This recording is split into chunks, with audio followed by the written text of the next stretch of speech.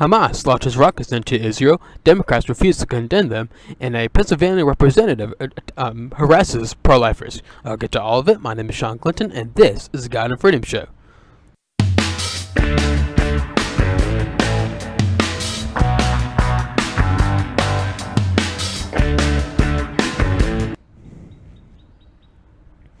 Oh man, I forgot to mention that Democrats have held Attorney General William Barr in contempt of Congress, and President Trump has claimed executive privilege over the Mueller report.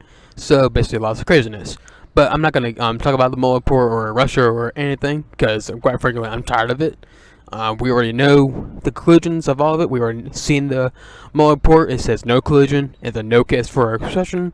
So I mean, quite frankly,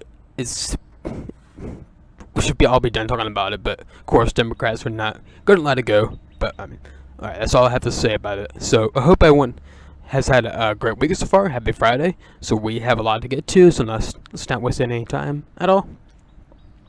Alright, so on Saturday, last Saturday actually, there was Hamas, which is the terrorist kind of state that lives in a pocket of it, like right next to Israel or whatever. I forget their exact location, but they launched about 700 rockets into the civilian population of Israel, killing about 4 people. It even like hit a kindergarten school, and just, it was horrifying to say the least. And as we know, Hamas this is not new for Hamas. They've done this many times over the years, because I mean it says in their statement that they want to see Israel essentially wipe off the map. I mean they're just openly anti-Semitic and everything, but their claims that why they did this was because Israel had killed one of their civilians, like a mother, like a pregnant mother and like her sister, whatever. But it turns out that was completely false. I mean, and Hamas is known for lying to the media and everything. And in fact, that those 2 civilians were killed by a Hamas rocket that misfired. But what actually started this whole thing was some protesters, not protesters actually, some terrorists at the Israel border who were shooting at Israel soldiers. And so Israel, the IDF, did whatever other sovereign country would do. They fired back at them, try to keep them from getting into the border, and some people were killed.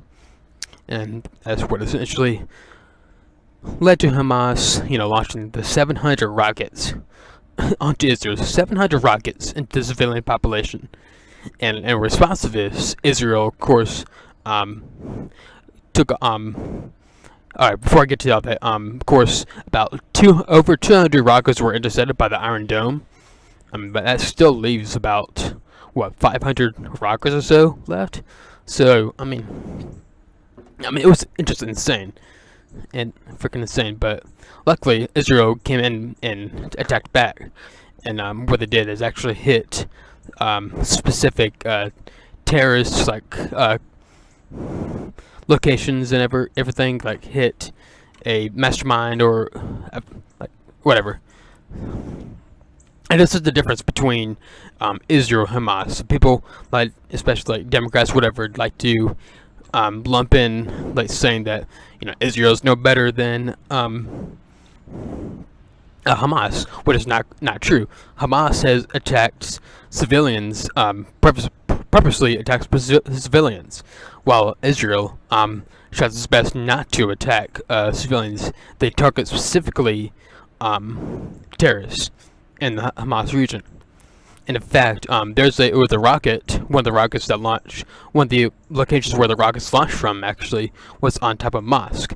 And that's the thing with Hamas. They like to put their targets, like terrorists, like groups and all that, into civilian areas. So because they know Israel will not attack the area. So yeah, yeah, again, it was just absolutely insane and all that, but I mean, just how the Middle East is going right now. And just pretty much everybody hates Israel. I mean, honestly, if Israel would have put their guns down at any point, there would be every Hamas and their allies will come in and wipe out Israel off the map. So, which is essentially again what Hamas wants. But anyways, of course, as I've said, this is Hamas is completely anti-Semitic. They want basically want Jews wiped off the face of the earth, not just from Israel, but the entire world. So, yeah, and there's actually a place in apparently a barbershop or something in Hamas that's called Hitler whatever, which is as we all know, Hitler is famous for wanting to wipe off Jews off the map. But anyways, Democrats have many Americans have of course commented on this, saying that they have condemned Hamas for this, and rightfully so. Again, this is not the fault of Israel at all. Hamas is known for just indiscriminately attacking Israel like this, but of course there have been some Democrats who have completely refused to condemn Hamas. In fact, they have defended Hamas and condemned Israel, and one of them being the Representative Ilhan Omar, one of the new fresh faces of the Democratic Party, so incredibly fresh as well as incredibly face. Here's what she tweeted out on Monday, I would think. When was the 5th? Sorry. On Sunday, my bad. But here's what she said. How many more protesters must be shot? Rockets must be fired and little kids must be killed until the endless cycle of violence ends. The status quo of occupation and humanitarian crisis in Gaza is unsustainable. Only real justice can bring about security and lasting peace. Okay. I mean, again, those people at the border were not protesters, not peaceful protesters, they were terrorists, shooting at Israel soldiers. And of course, as we know, Ilhan Omar is a openly anti-Semitic and all that, so it's not surprising that she won't condemn Hamas or anything.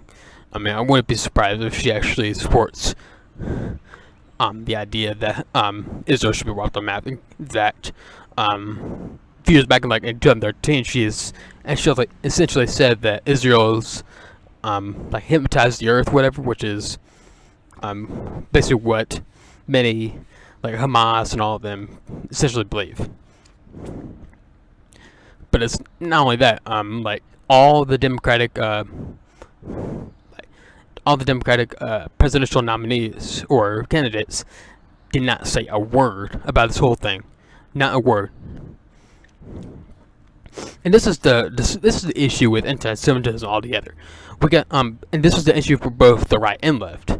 With the left, they will openly condemn anti-Semitism when it comes from white supremacists and all that, and rightfully so. But they do not when it comes from left-wingers or Muslims, whatever. They do not say a word about it. And some people, even on the right, will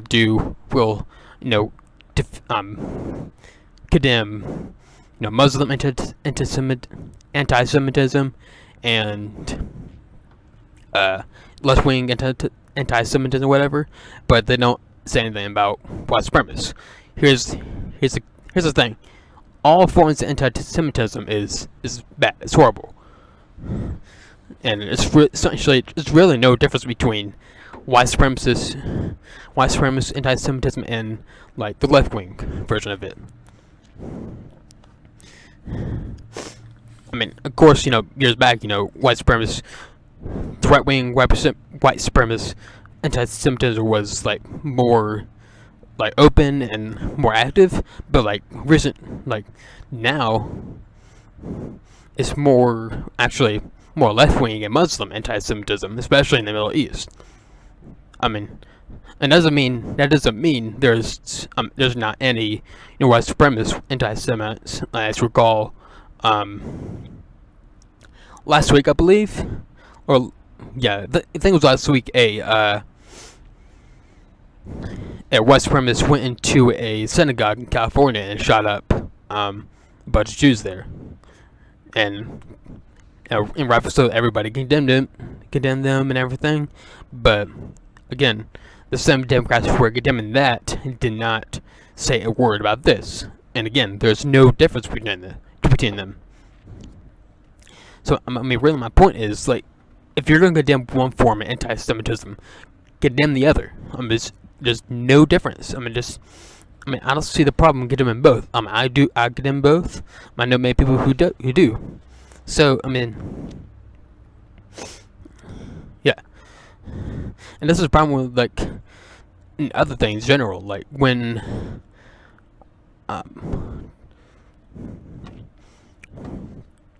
trying to think. When say, okay, President Trump remember President Trump declared a national emergency. Okay, and I wasn't a fan of that decision. I think it was, he could have easily avoided that, but it's said and done. But again, but the thing is, left-wingers were all up in arms about it. But again, when Barack Obama did the same thing, they completely fine. The right-wingers were completely fine with this, but they were completely up in arms about Obama doing that. And so yeah, and with the left on Attorney General one like Barr, they're coming that Barr is a, it's a partisan hack who essentially a right-wing man for the president. But they say that, and they were perfectly fine with Eric Holder openly saying that he was the right wing man of President Obama. So again, it's a double standard on both sides that's just really annoying me, and it just needs to stop. No matter it's anti-Semitism, racism, whatever, it just needs to stop. All right. So, anyways, back to Israel. So, as I said, Democrats completely refused to condemn them. They have actually defended Hamas and condemned Israel for all this, and they're not the only ones doing that. The UN is perfectly famous for that. The media were doing this. It's just, yeah. It seems like many like countries around the world just do not despise Israel.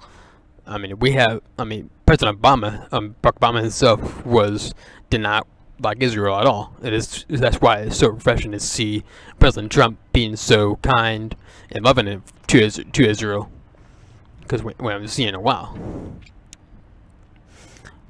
But I do want to just kind of comment this fact that just seeing like so many countries like come after Israel now, that just kind of makes me think, ask why Israel? They're the only democracy in the Middle East that's and they don't discriminate against any other religions. Like Christians and Muslims are, it is a Jewish state, but Christians and Muslims are freely allowed to live there. So it gets me wonder, why in the world does everybody hate them? And the reason why I think this is the case is because Israel is basically the nation of God, God's nation. As recall in the Bible, basically God chose the Israelites, the Hebrew people, as His people. As in the Old Testament, of course, starting with Abraham. And then, of course, the Hebrews were led out of the land of Israel to be enslaved to Egypt. And then Moses came in and freed them from Egypt and led them to the Promised Land, which is, of course, Israel. So again, being that this is basically God's nation in a way, God's just a nation, and being how the society has completely rejected God completely is easy to see why the world hates Israel, because but that's essentially Satan trying to come in and influence the world to try to hate Israel and all that, whatever. So yeah. Yeah, and so keeping that in mind, so it's not really surprising to see why the world hates Israel. Alright. In other news, as we recall, was it on Tuesday or Wednesday, I believe? I can't quite remember, but it was sometime this week, a Pennsylvania state representative basically went out, did a live video on Twitter. It basically went out to a Planned Parenthood in Philadelphia, and there was some pro-life people out there kind of protesting. Oh, not really protesting, they're actually up there kind of praying for like people walking in and try to get an abortion, which is, you know, perfectly fine, which was actually pretty awesome. So, but what and this representative is named Brian Sims. What he actually did he went to this old woman who was praying in front of Planned Parenthood and essentially harassed her, saying that, you know, she should be ashamed of herself for, you know, standing up for the unborn, and claiming that, you know, she is like racist for wanting to protect the unborn, which is, I mean, just makes no sense whatsoever. I mean, and the reason why they claim that pro-lifers are racist is because apparently, according to statistics, black mothers who give birth are more likely to die during childbirth. And that's reason why, you know, the pro-choicers look at that and say, see, you know, pro-lifers want black women to die, so that's why they're so open to try to get abortion legal, because they want black women to die, which is completely not true at all. And also, technology is getting better every day, and it's going to get to the point to where, you know, we can like help the mother like during childbirth and keep them from dying during the process. Because I mean, it is a painful process. Of course, if you look into the science and everything, it is probably the most excruciating, painful thing that a woman has to go through. So, I mean, so eventually, you know, technology is going to come to where, despite the pain and all that, women won't die during childbirth. But anyways, of course, but he, you know, shamed her, saying that, you know, she's a racist and everything, which is just very disgusting. I mean, seriously.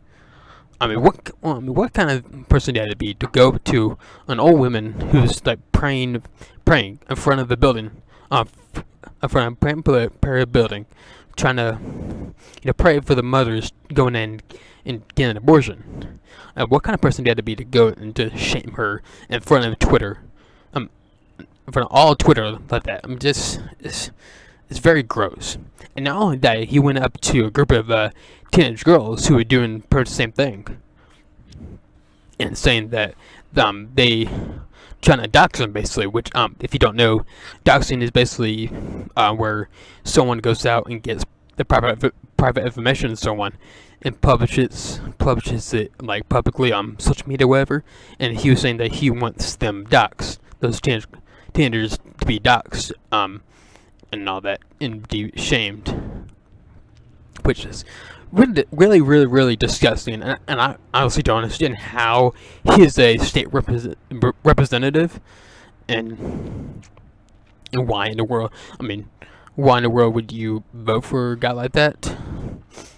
It's, I mean, that kind of stuff just like drives me up the wall. Like, I mean, I know like not everybody on the left is like that, but there's the group on the left who just, you know, despises rights so much that any form of behavior like they do on like inflict on right wingers or conservatives is perfectly fine. And of course, the media has not said a word about this whole situation. As we recall, back in was in January. There was a group of pro-life students waiting for a bus at the Lincoln Memorial, and then the black group called the Black Israelites came in and started harassing them, calling spewing racial slurs at them and all that. And then a group of Native American protesters came in, and basically one of them walked into the face of one of the students and started banging the drum and all that. But the media portrayed it as like the students were harassing the Native Americans and the Black Israelites, and then that the student confronted the Native American and was mocking him, which is, of course, as seen in the video, is clearly untrue. But remember, the media was all up in arms about the whole thing. Like, how dare these students do this? How dare them? But with a representative, like, as clearly harassing some pro-lifers, it doesn't say a word. And again, if this were a pro-life representative, a Republican pro-life representative, doing this to a group of pro-choice protesters who were protesting in front of a church or whatever, just for example, you know very darn well that the media would have gone up in arms about this whole thing. But that's the whole entire double standard I was talking about. And the media is very guilty of it. President Trump could do something, and Obama could done the same thing, but they condemn President Trump for it, but Obama praise Obama for it. For example, the separation policy. The left again has claimed over and over that President Trump implemented a separation policy that separates children from their parents at the border. And again, that's a completely utter lie. President Trump did not implement that policy. It was implemented under the Ninth Circuit Court of Appeals in 2016. And President Trump wasn't president then. Guess who was? President Obama. And again, children were put in cages under the Obama administration. So, again, it's that kind of double standards that just drives me up the wall. And quite frankly, it needs to stop. But but I highly doubt it will stop, because the media is so self-aggrandizing that as we saw with the Mueller report, they actually praised themselves for the reporting they did on the whole Russia investigation. But as we all know, their reporting on that was just utter garbage. And I'm sorry I'm bringing up the Mueller report. I know I said I won't talk about it, but it's the only example I can think of at the moment. But anyways, so yeah, like I said, that kind of just the behavior of going and harassing conservatives, like in the media, seeing that as like perfectly normal and peaceful protesting. It's gonna get worse and I'm not saying that conservatives need to do the exact same thing. We don't, because we are better than that. But there needs to be a point where we actually stand up. Again, not to do the same thing, but to stand up and defend against this whole thing, because it's only going to get worse, and especially if in 2020, God forbid, if Democrats get both the House, the Senate, and the White House, I don't want to think that will happen then. All right, so let's get into some good news and bad news. And this is going to be kind of a shorter episode, I guess. So anyways, so get some good news. Yeah, good news. So over the week, Governor Brian Kemp of Georgia has officially signed in the heartbeat bill, which is if you recall, the heartbeat bill is basically it bans abortions after a heartbeat is detected, which in most cases the heartbeat is detected at about 6 weeks. I believe, yeah, about 6 weeks, sometimes even sooner. So essentially, it is essentially a ban on abortions overall. Of course, there's that period between, when conception happens and to the 6 week period where they could get an abortion, women could get an abortion.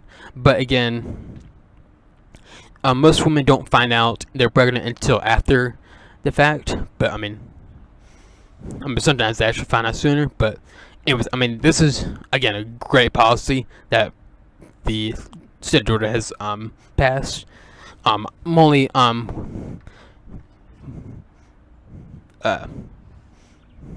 was I trying to say? Yeah. Sorry. My only kind of problem with it is I wish that it was a little more strict. Actually, I want. I hope it gets to the point where all abortions at any time are banned. Oh, not just when the heartbeat is detected, but just overall, from the point of conception to the point of birth, it needs to be banned. But again, this is a step in the right direction, and I hope other states are going to follow along soon. I know Ohio has done this, and Alabama has done this, and I think Texas is starting to move towards this, and other states are doing like Tennessee and all that. So this is a good thing overall, and it's quite amazing. It's quite amazing to see, and just this past few months, since January actually, ever since the March for Life, I've seen such a increased amount of pro-life support. From that point, because again, as recalled, Bishop Beer hosted the March for Life, and he gave a awesome speech on it, and immediately after it, the left came in and attacked him because they saw the amount of people at the March for Life, and just they couldn't stand it, so they quickly try to come in and try to find ways to trash Shapiro and the pro-lifers and all that. And that's when they said something about Ben saying that he wanted to kill baby Hitler, and of course they went after those Covington students. And of course, about a week after that, New York passed a bill that essentially allows abortions up to the point of birth for any reason. And so, from that point, it was great to see so many other states come in and say, "All right, no, we see what y'all are doing. We're not going to allow that. So we're going to completely ban abortions over right now." And there is kind of worry that the Supreme Court or the federal courts will try to strike it down as unconstitutional. Which at that point, there is hope that maybe that their case will be brought up to the Supreme Court, and then will the possibility of Roe versus Wade being overturned. And at that point, that's when the power of abortion laws can go back to the states, which is how it should be. There's nothing in the Constitution that permits the killing of the unborn. Just nothing. Seriously. So yeah. Alright, so let's get into some bad news. So, it was a couple days ago. But hold on, let me go to the actual link.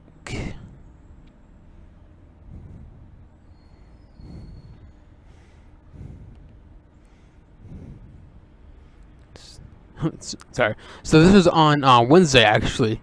There was a school shooting in Colorado, in Denver, Colorado, and the shooting occurred at a STEM school, Highlands Ranch, like a STEM school, which I forget what a STEM school is. I just give me one.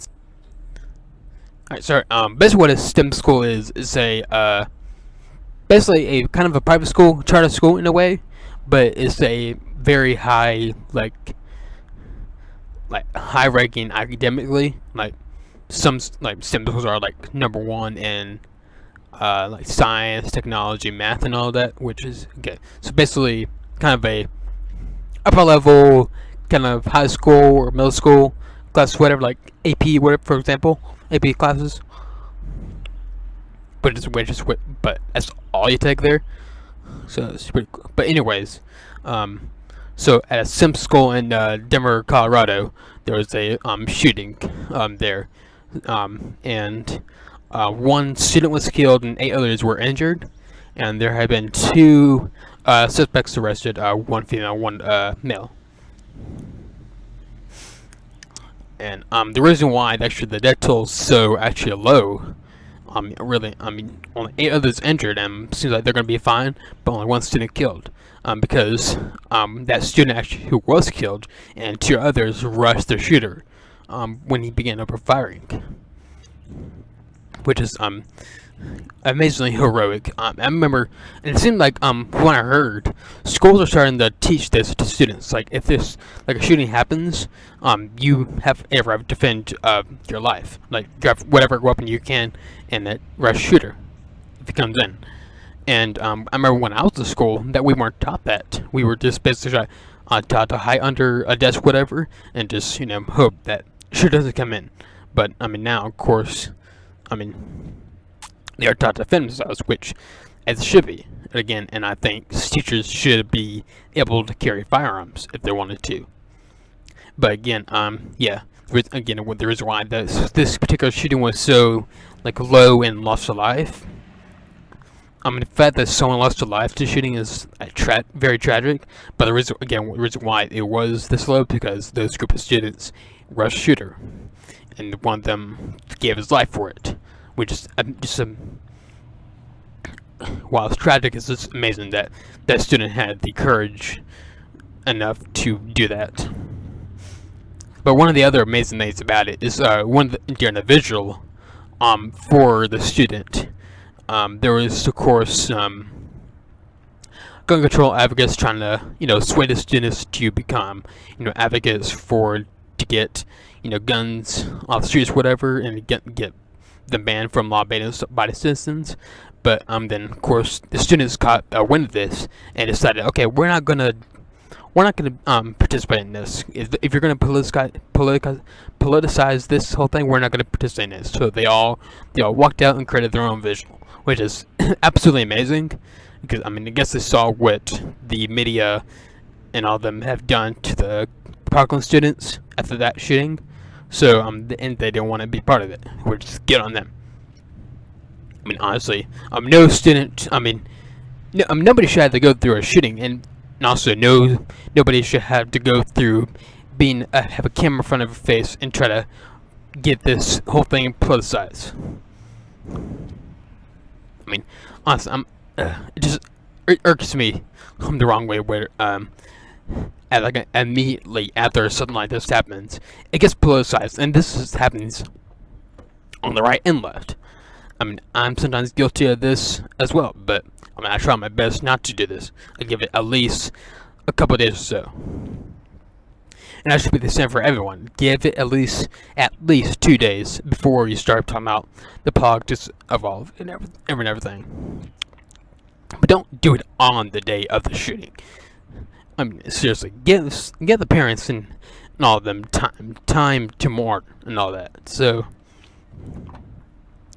anyways, and of course, this is gonna go one year out the other for those people. Again, they're both right and left are guilty of this. So yeah, the right is sometimes not really the conservative, but the far right kind of conspiracy theorists. Part of the right in America are quick to make some kind of conspiracy that this is a false flag, whatever thing, or whatever, or this is a Democrat coming in and shooting up school, and of course the left has a tendency to blame the NRA for all this. But again, none of that's true. It's just what the shooting was 2 students who came in, tried to shoot up the school, but were unsuccessful. So, alright, that's pretty much all I have for today.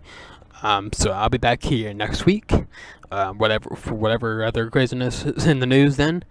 And so I hope everyone has a great weekend and another great week. See you all then. My name is Sean Clinton, and this is the God and Frame Show.